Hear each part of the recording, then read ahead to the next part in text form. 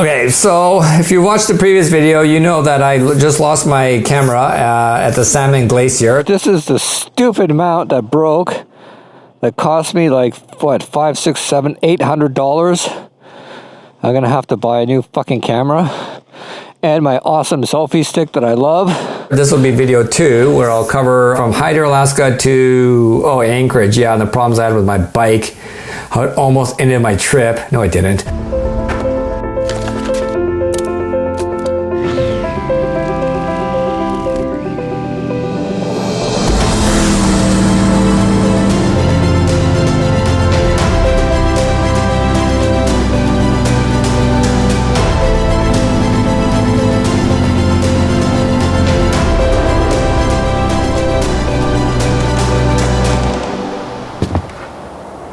Yeah, so I lost my camera. I'm really upset. Not really upset. I'm just like frustrated with it because it's going to affect my filming. It's not going to end of the trip at all. It's just going to affect my ability to create the film that I want, right? You know, one of the things that I really want to do, but it's just so budget heavy, is that I like carrying backups of everything. So ideally, I like to carry like a backup of, you know, my action cam. I have backups of almost everything else. I have backups of video cards, batteries, backups of selfie sticks, actually, backups of everything else except the cameras, because it's damn expensive, right? So, I'm not gonna carry a backup. This is a $500 camera. This is a $500 camera. That's like a $500 camera. Carry backups is damn expensive, and space. I don't have the space to carry them.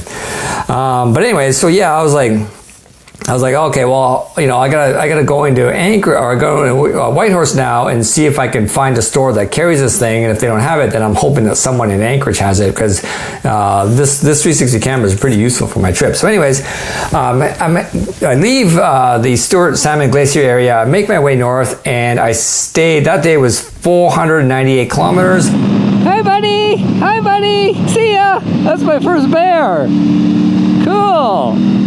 I stay at the Vine and Puppies Hideaway. I think this is it here.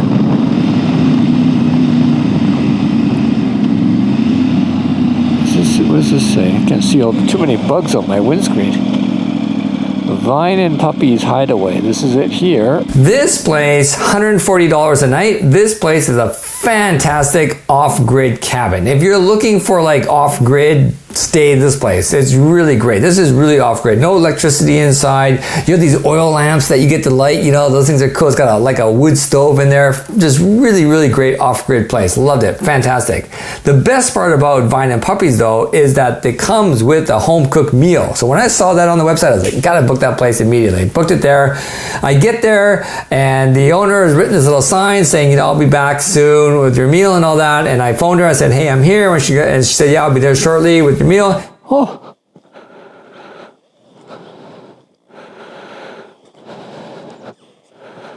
It says, welcome, Anthony. Please make yourself at home. I'll be back with dinner. How cool is that? Wow. I can even chop some firewood. Haha. Cool.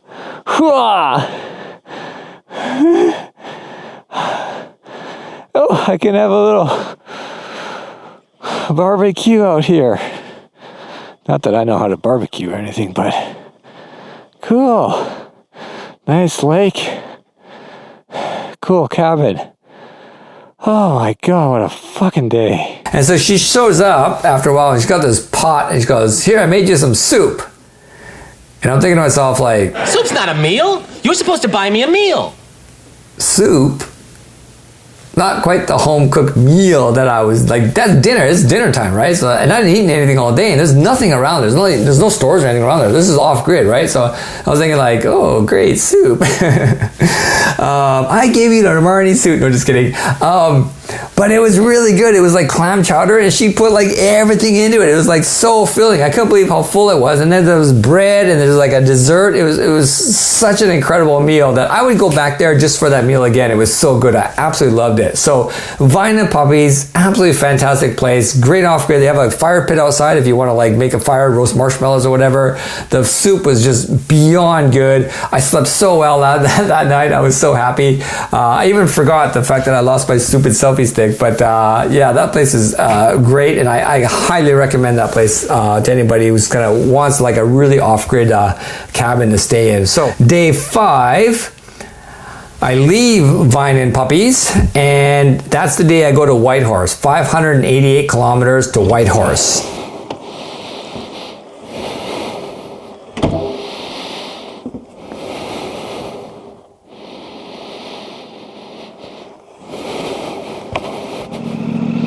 You know what, while the bike warms up, let me check the tire pressure using this app. This company sent me this thing, Fobo Bike 2. Allows you to check the tire pressure remotely, which is kind of cool actually. It's more convenient than I thought. So I've got my bike registered there. It just grabbed the front one, 33.4. And it should grab the rear one. There we go. So, let me just turn this off here. So, 33.4, 41.2. Yeah, that's what I want. 42, 34. That's pretty close. Tells me the temperature. I gotta say, that's a lot more convenient than trying to get down there. Trying to, especially because with this case on, I gotta like get down underneath there to check it. I have checked it with my manual tire pressure gauge, and it is pretty accurate. So it also gives you a warning if your tire pressure gets low. I can see that being very convenient if you had a trailer or something. You wanted to monitor the tire pressure on your trailer. Okay, Tiger, look how dirty it is. Good Lord. Holy crap. So long, Vine and Puppies. That was a cool cabin. Now I have to go to Whitehorse and see if I can find a 360 camera and some type of mount for my bike. The irony is I always carry extra mounts. I have all extra mounts, except I think that one. I gotta double check. I may have had it, but I kind of think I didn't. I didn't think it'd ever break. You know, I really like getting up early in the morning to ride on these trips. It's fun to get up like right when the sun's coming up and the road is empty. There's all the stupid RVs are not on the road yet. It's nice and peaceful and calm and quiet. I just absolutely love riding in the morning. Day 5, and yeah, this is about the point I'm starting to think like, where's all the wildlife? Where's everybody? Like, I don't see any wildlife at all. I don't know what's going on, I don't know, but you know, so I just keep going, and I'm going to Whitehorse, but I make a right and I go into Watson Lake to get some gas. And I pull into Watson Lake to get some gas, and I promptly drop my bike. Yeah, so that just happened. I crashed my bike in a parking lot beside a Chinese restaurant. I thought I had the kickstand down, but I didn't. So now I gotta try to figure out how to lift my bike. Oh my God, how stupid. And it was like one of those slow motion drops when I was like, I almost had it, like, I don't have it, like clang, and dropped down, and you know, right in the middle of this parking lot, everyone looks at me like, what are you doing? I'm like, sorry. Luckily these guys came and helped me lift the bike, but how embarrassing to drop your stupid bike in the middle of a parking lot. I'm not even riding it, just drop it because I didn't put my kickstand down. Oh man, my nice white crash bars, how did they do? I don't think it landed on the crash bar. Did it? No way did it land on the crash bar and not scratch it. That powder coating that they did is amazing. My bike doesn't look damaged at all. Where did it land? I didn't even break off that rear camera. Every single trip I've gone on, I've crashed, I've broken that rear camera, the bottom one there. Oh my God, that's unbelievable. How embarrassing. In a parking lot. Oh well. Oh God, I'm so hot. Okay, that's good. Let's get some petrol happening here. How does this work? Continuing on, I'm really starting to enjoy kind of the scenery a little bit though. But the strange thing is, I still haven't seen any animals at all. I gotta say, between the Cassiar and the Alaska Highway, I would say the Alaska Highway is way more scenic. It's just bigger. The road doesn't look like some country road. It looks like an actual highway. Everything's kind of pushed back a bit from the highway. You have more views of the mountains. It's definitely a lot more scenic. But I still haven't seen any animals. Where are all the animals? I thought when I saw them supposed to be like hanging out on the side of the road and stuff like that. I went through Alberta, BC, didn't see any animals. I went through Yellowstone, I saw one bison. What the hell? Alright, luck with the animals, not very good.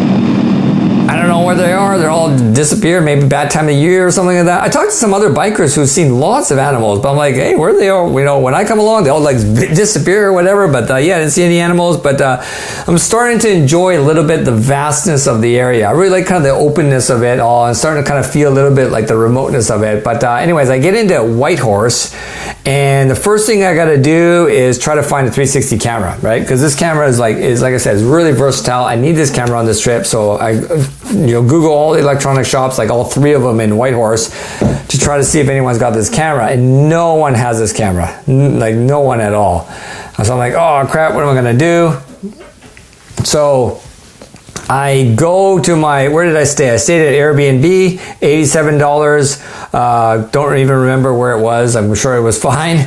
But I go on Amazon and I'm specifically looking for the X2 actually. The X3 was out at that time, but I didn't want the X3. I didn't see any benefit to the X3. I wanted the X2 because I like the weight of the X2. The X3 is heavier. I like the lighter weight. And also all the batteries and everything I have for this thing is also for the X2. So I wanted the X2, right? So I found one on Amazon and from a seller in Portland, Oregon. And so I messaged that person and say, hey, I'm going to be in Anchorage, Alaska in 2 days. I'm only going to be there for 2 days. Could you get it up to me in that time? Because in his listing, he said like 2-day delivery. And I thought, like, is that for Alaska or is that just for lower 48 or whatever? But I messaged them and they said, yeah, no problem. We get to Alaska in 2 days. So I thought, well, great. Yeah, okay. So I'll order that from there and cross my fingers that it gets to Anchorage the same time that I get there. Another early morning start. I really like getting started early in the morning. I actually think the bike runs better early in the morning. Maybe the colder air does better, but the engine definitely seems a lot smoother. But today is the day where I head into Alaska. I'm heading from Whitehorse, crossing the border, and into Tok, Alaska. So, finally starting my Alaskan adventure. I wonder if I'll see any animals today. I looked it up last night on Google and like,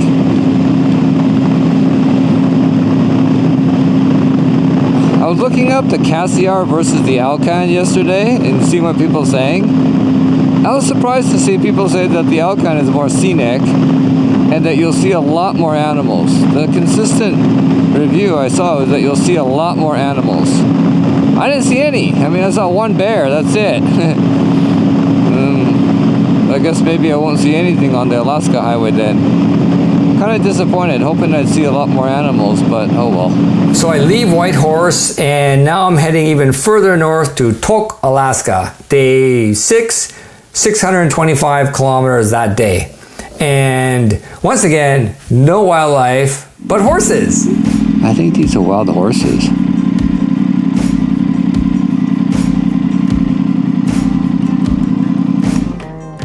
Oh, they're kind of scared. Yeah, that guy must be the stallion there. He's all standing. He's fronting.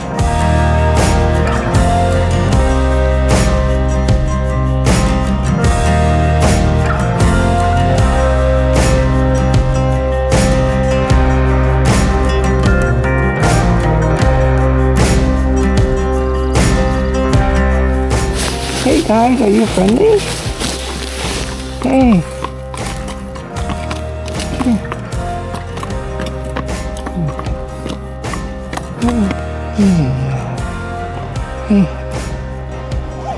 Look what I got. Look what I got. I got horse snacks. I got horse snacks. Let's go off the road. Come on, come on, come on. Come on, buddy. Come on. Come on. There you go. You don't like to be petted, but you like the horse snacks. You like the horse snacks? There you go. Buddy, do you want some horse snacks? You want some horse snacks? boy, horses are big animals. When they get aggressive, it is actually kind of scary. They're pretty docile regularly, but they're pretty aggressive. Okay, guys, I'll see ya. See ya, buddies.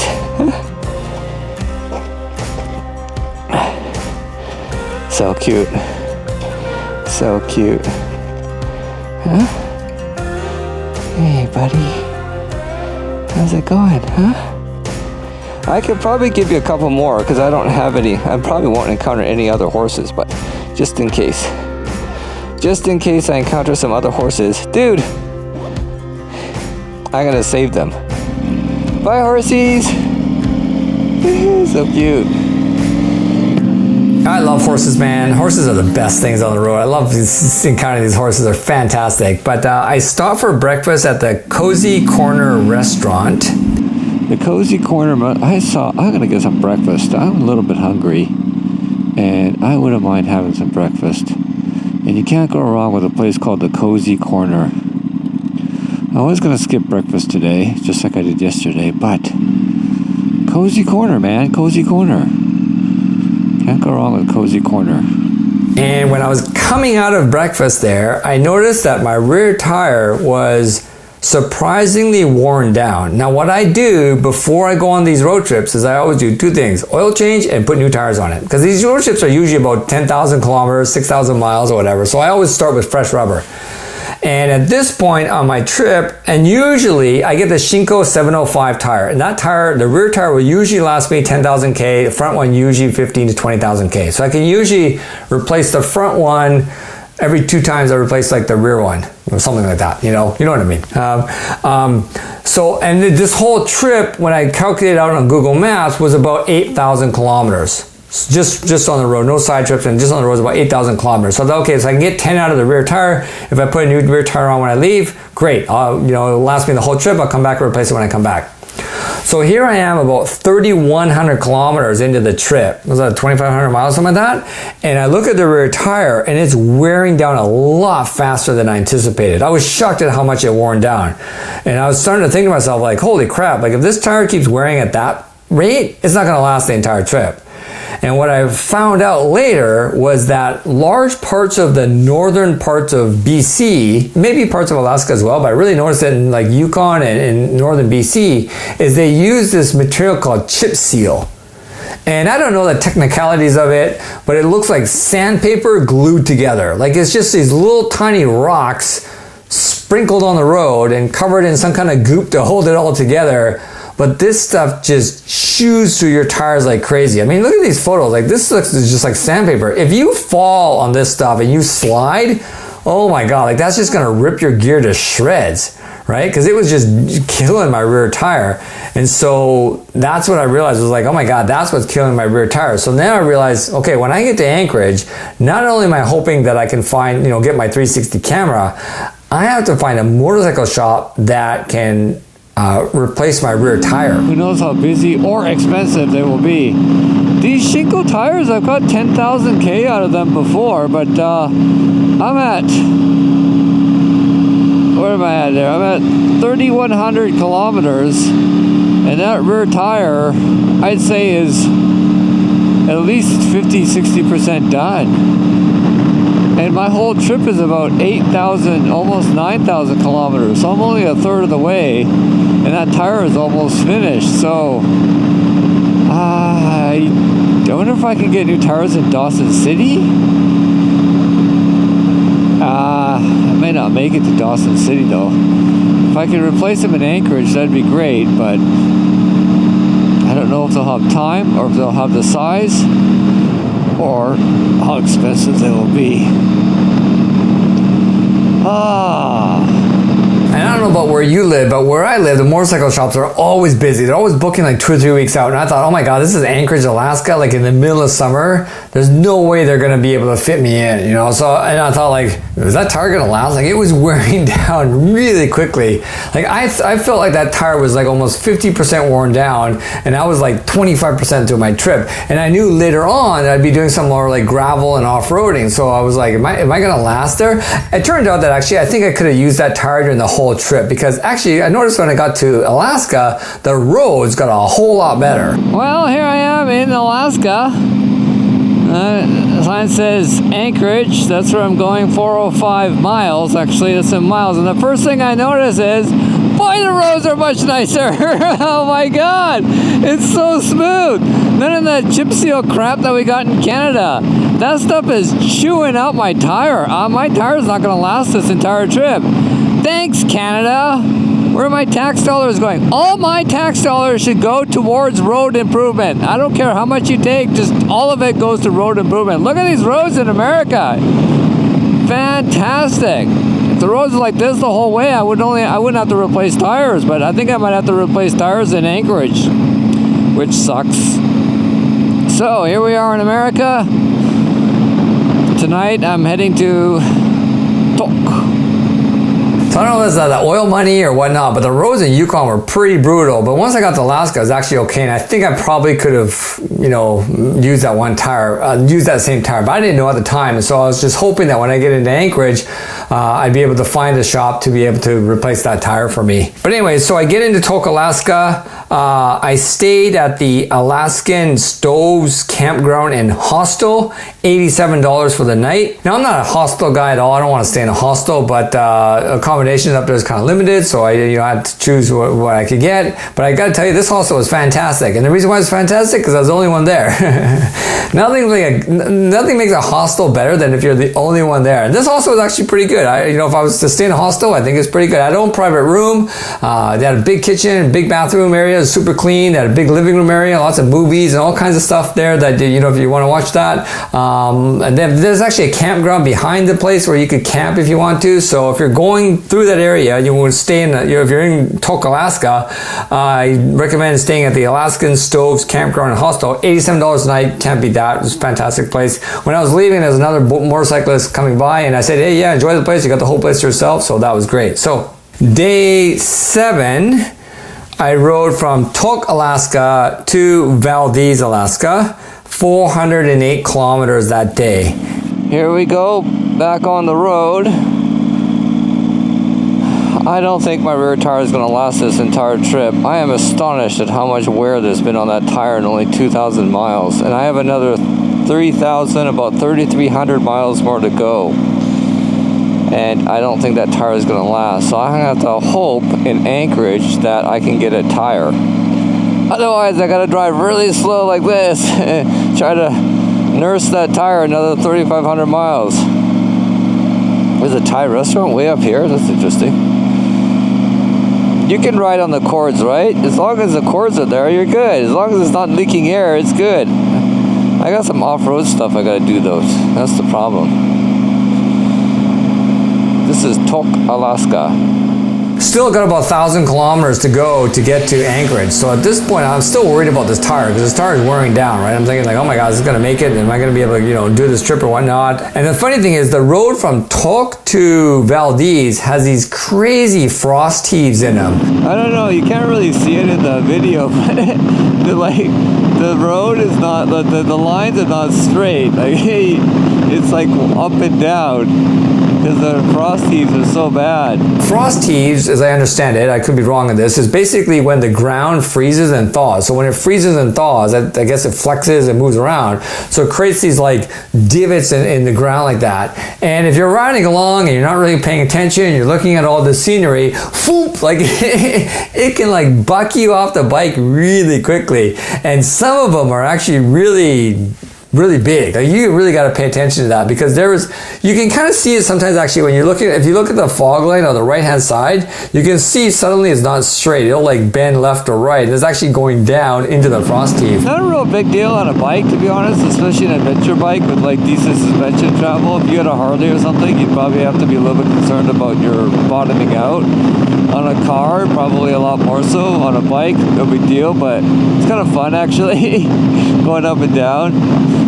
It's probably just killing my rear tire though, because it's putting extra weight on that rear tire. But one thing you have to be careful about is not to hit one of these accidentally. Like if you're not paying attention, you got the cruise control on, you're just kind of like just tootling along, and bam, you hit one of these.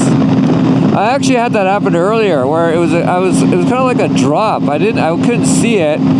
and it actually dropped down really quickly. It scared the hell out of me. I had the cruise control on, or I think I maybe had just like one hand on the bar or whatever, but then suddenly like I dropped, and oh man, did that ever freak me out. So yeah, you gotta pay attention to those. Sometimes they're hard to see because the way the road, the shadows and whatnot, it's kind of hard to see. But quite a bit of frosties on this road here. A lot of them were, doable at highway speed.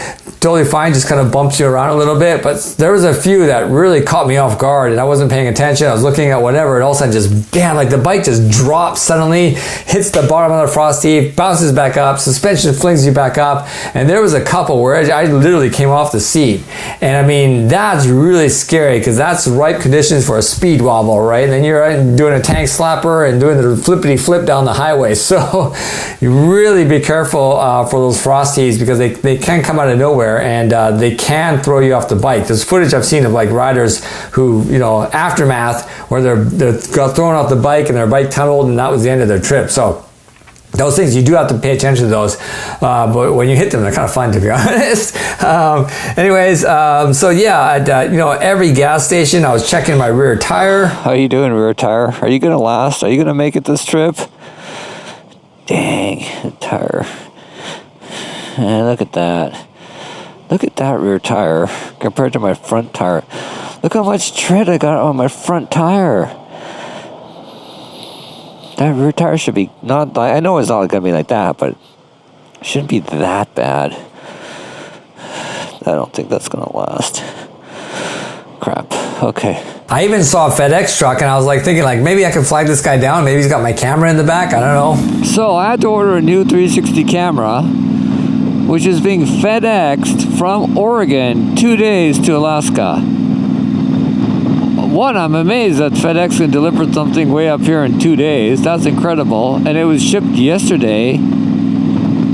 So I wonder if it's in there. It has to come to Anchorage, I guess, or somewhere, a sorting center or something. I mean, it's supposed to arrive today. It was shipped yesterday, 2 days. Is my camera in there? I should see if this guy pulls over, ask him, hey, you got a parcel in there for me? Probably won't give it to me out of the truck, but I bet it's in there. I wonder if it's in there. Heading up over the Thompson Pass, the weather got really cold and wet. What is this thing called? Thompson Pass. Elevation 2,600 feet. Ooh, it's cold. I'm actually shivering. I'm so cold. Thank God this Griffin gear has no airflow whatsoever. So, wow, look at it. It's it's like misty on the road. Cool beans.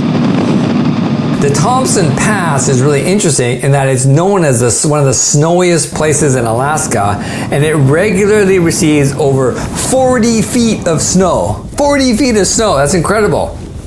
So yeah, it was actually quite chilly up there. It's quite cold. In the middle of summer, it's pretty cold up there. So I can only imagine what it's like in the wintertime, but pretty scenic up there.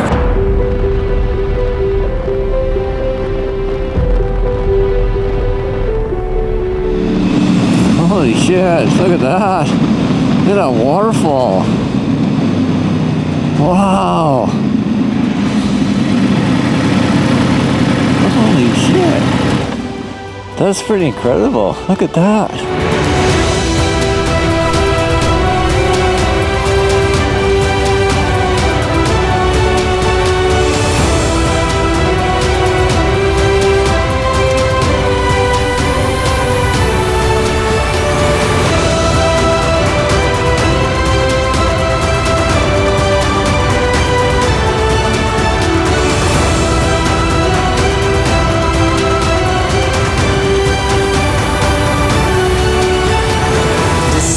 Down from Thompson Pass, you come through what's called Keystone Canyon, and boy, is this ever, just the scenery there is fantastic. This canyon was just one of the best places I've ever been. The road was really nice and twisty, and you're in this canyon. There's waterfalls on either side, and everything is really, really green. I mean, it's just the scenery there is just absolutely unbelievable. Fantastic place. I popped the drone up and caught this footage of that, and a really, really great place to ride. So I get into Valdez, and you know, Valdez wasn't quite as nice as I thought it would be. Okay, this is Valdez, Alaska. Wow, look at all those bikes. Oh my god. Cool beans. Now, let's check if, whatchamacallit, if the tire shop got back to me. Let's go find my hotel, and let's go get some food. I'm starving. I was a little bit surprised because I know Valdez is a port city. I know the cruise ship stopped there, so I kind and you know it's Alaska. It's got oil money, right? Doesn't it? So I kind of thought that Valdez would be a little bit nicer than it was, but it was kind of, I don't know what I can say about it, but it wasn't as nice as I thought it would be. And the hotel that I stayed at, which was Keystone Hotel. Yeah, that's my hotel there, Keystone. Doesn't look very good. Oh well. $226. These are all Canadian prices, by the way. $226 a night, and I don't recommend this place at all. Okay, this is where I'm staying for the night. Apparently, what this place was, this hotel was used during the Valdez oil disaster when the, what's it called, Exxon Valdez hit the coastline there and spilled all that oil.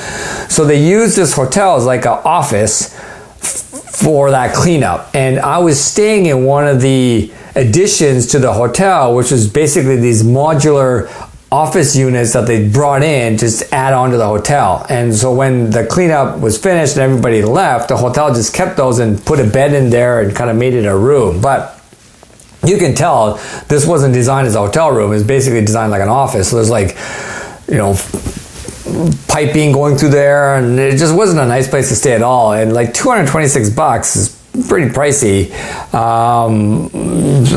I think this room should have been like $75, not like $225. But yeah, not the greatest place to stay. But other than that, you know, Alaska, Valdez was just kind of neat to walk around there. Man, I'm so hungry. I wonder if there's any good restaurants in Valdez.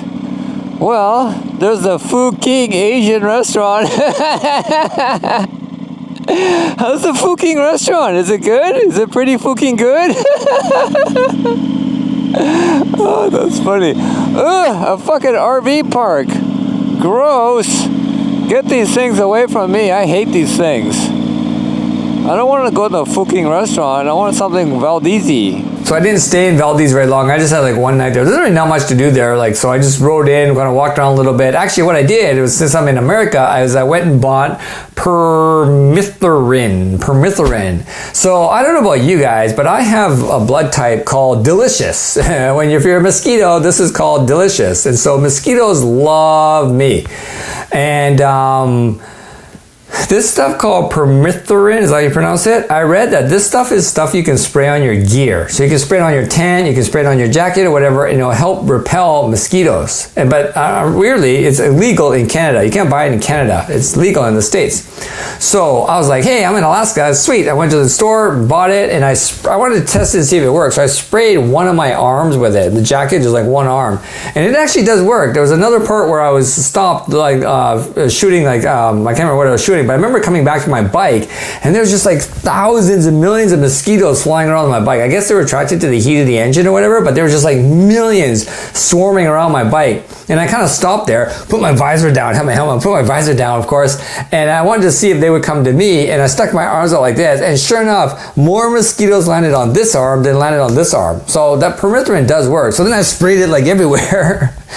None of the mosquitoes can get to me through my gear anyways, but they will find a way. Trust me, for me, they will find a way. There'll be one little tiny ass gap, and sure enough, I actually at one point where a mosquito was flying in my helmet. I could hear it flying in my helmet, the stupid thing. So I wanted to like mosquito proof myself as much as possible. So I sprayed like everything with it. So it seemed to work really well. If you do a lot of camping and you're in the States and you want to try to repel mosquitoes as much as possible, this is the stuff to get. Okay, let's get out of Valdez. Not my favorite city, that's for sure. It's kind of a dump, to be honest. I'm surprised how shitty everything looks, low quality. I thought it would be a little bit nicer. Although I will say that the people at the Prospector, very friendly, very helpful. And I also will say, it's warm out. I'm really hot. The people at the Napa Auto Parts store, very friendly, very helpful. I mean, the people were relatively friendly and helpful, but the whole area is kind of a dump. But yeah, so I didn't stay very long in Valdez, nothing really much to do there, and I was kind of eager to get to Anchorage to see if I could, get a camera and see if I could find a place to repair my tire. Now, I have to get to Anchorage as quickly as possible and see if they'll be able to install a rear tire for me. I've been trying to call them for the past couple days. They don't answer their phone. I've tried to send them an email and text message, no reply. Seems to be par for the course for customer service here in Alaska. Hopefully I can just drop in and they'll have time. How far is it to Anchorage? 300 miles. What's that, about 400 kilometers? That's cool. I don't know if you can see that on the GoPro, that little waterfall falling through the clouds there looks dope. So day 8, Valdez to Anchorage, 480 kilometers that day. You know, one thing I will say is about gas. So I was a little bit worried about gas. Okay, so here's the deal. I have 38 kilometers to go to the gas station. I have 28 kilometers of range. That's a 10 kilometer difference. That's a pretty big difference. You can see my speed is a whopping 101 kilometers an hour, 58 miles an hour for you freedom fighters. I'm trying to go as slow as I can and conserve fuel because I need to make up that 10 kilometer difference. That's a pretty big difference. I'm down to 1 bar of fuel. I know the bike can go a bit even when I run out of that 1 bar. I don't know if it can go 10 kilometers though. 10 kilometers is 6 miles. I don't know. Can bike run on octane boost? I have octane boost with me. What if I dump a whole can of octane boost in? Will it work? Will it get me the last 6 miles? Don't know. Let's see. If you see on the bike, I've got a can on my right side case there. I just carried an extra gas can with me just in case I ran out. It was like a 4-liter gas can there. So, but I will say that I didn't really have any problems with gas. Almost everywhere, I didn't actually end up using that at all. I think I used it once and that's it. But if your bike can do 300 plus ish kilometers per tank, I think you'll be fine. If you're like 200, you might want to bring a jerry can with you, but if you can do like over 300, 350, whatever, I think you'll be fine. Because I didn't really find any place that ran out of gas. And I kind of even pushed it a bit because I was kind of curious actually how far my bike would go. But yeah, I had really no problems finding gas. Still got some juice left. Oh, FedEx trucks. I wonder if my package is in there. Oh, I made it. That's great. Oh my God, that's funny. There we go. What is this thing running on? 0 kilometer range, no bars. Hilarious. Let's see what I got left. This is a 20-liter fuel tank. I don't know what that is in gallons. What? 5 gallon fuel tank. So let's see. Should be about 4.5 liters, I think. I like to fill it right up to the top when I'm traveling. Okay, let's see. How empty was it? 4.7. That put 4.7 gallons in. How many liters is that? I don't know, but it's a 20-liter tank. I don't know. Math guys do the math, but that seems like it sucked down a lot of fuel. Seems that it was pretty close to empty. I'm kind of curious what that is. So it's actually 4.79 gallons is 18.13 liters. That means I had about 2 liters of fuel left. If it was averaging about 4.5 per 100K, I had, what, really? About 50 kilometers left? Maybe about 40 kilometers left? Well, it's actually quite a bit. 40 kilometers. Huh. So it actually will go quite far even when it's indicating it's 0.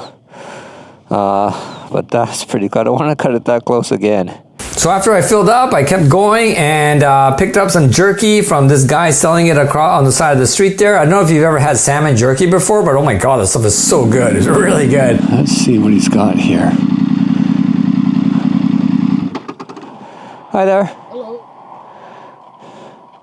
I saw your signs back there and I thought, oh, that sounds pretty good. Which one would you recommend? Well, these are my 2 most popular.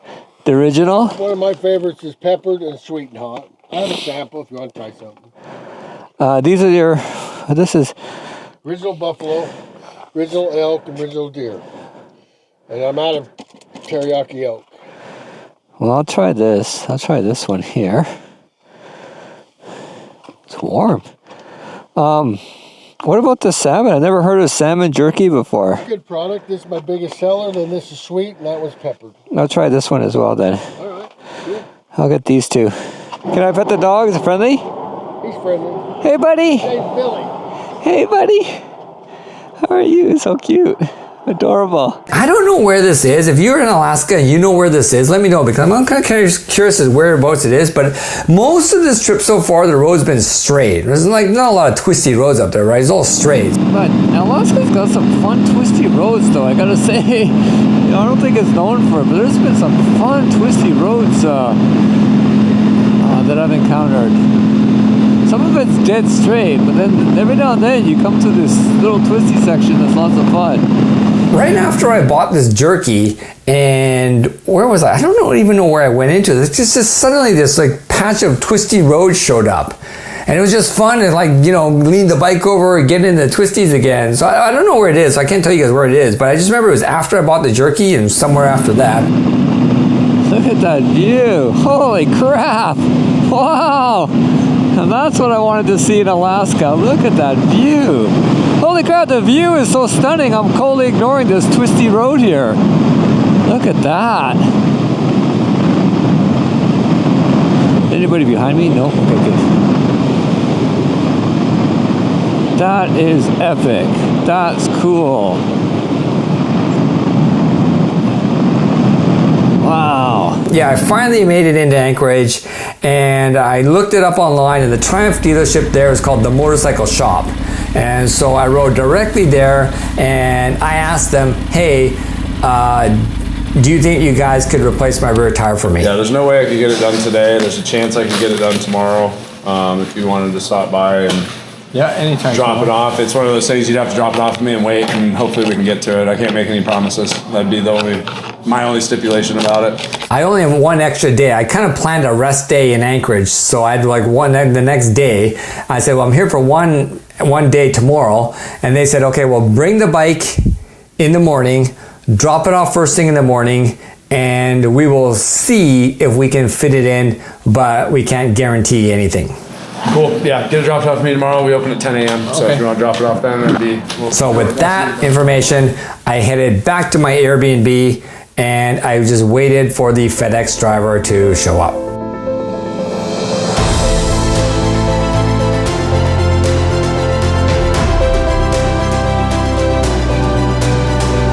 Oh man, does that look nice? I love to jump in.